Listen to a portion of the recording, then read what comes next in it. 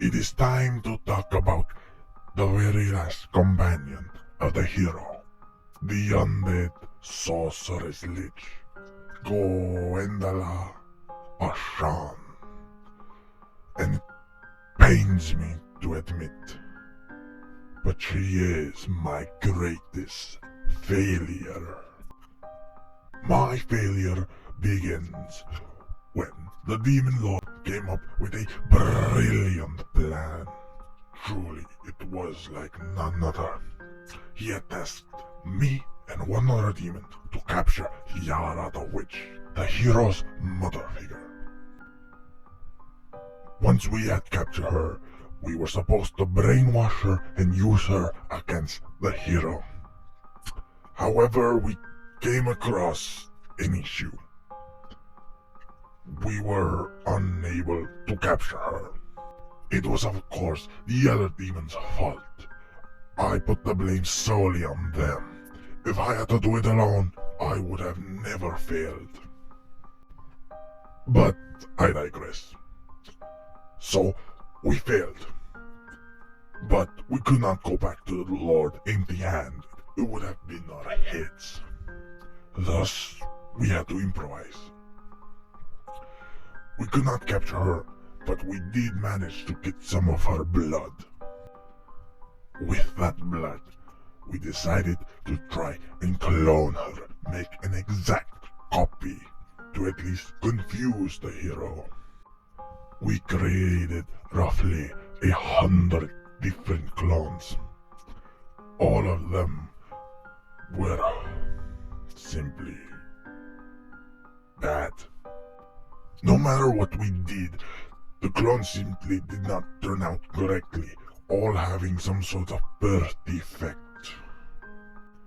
Some had different length arms, some had failing organs, and others were quite hideous. I believe it had something to do with the magic within her blood. Stumped, me and the other demon were considering what to do. Killing ourselves or letting the Lord kill us. But it was then I remembered one certain demon. One of the 7 deadly sins, greed. Greed was infamous for taking limbs and other organs of other creatures and attaching them to himself, even replacing some of his own organs and limbs. Taking inspiration from him, me and the other demon chopped up all the failed clones, taking the best parts of each and every one of them, and then put them together, creating the body that would become Ashann. Through necromancy, we gave her life.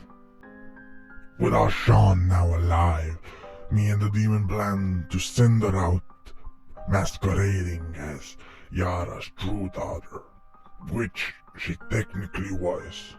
Nevertheless, she was supposed to interact with the hero and create some hardship. My Ashann was however much more powerful than I had originally planned. Thanks to her origins, Gwedola could perform the dark arts and necromancy with no consequences whatsoever. Proud as could be, I raised Ashann for a few weeks, teaching her to love the Demon Lord, just as I do. This daughter of mine learned quickly, becoming a foil to the hero and her companions, and possibly a bride for the Demon Lord. She was perfect, or would be, if there wasn't one glaring issue. You see, Ashann was deeply troubled by her origin, mostly the fact of how she was made up of hundreds of different clones. With my inability to help her accept what she was, and my failure to introduce her to the Demon Lord earlier, would cost me dearly, as she would betray me and my lord during a battle, siding with Ceres, who had convinced her to do so. For as long as I live, I will not forget her, my failure. But now that the war is over, I do hope she will one day find some sort of fulfillment.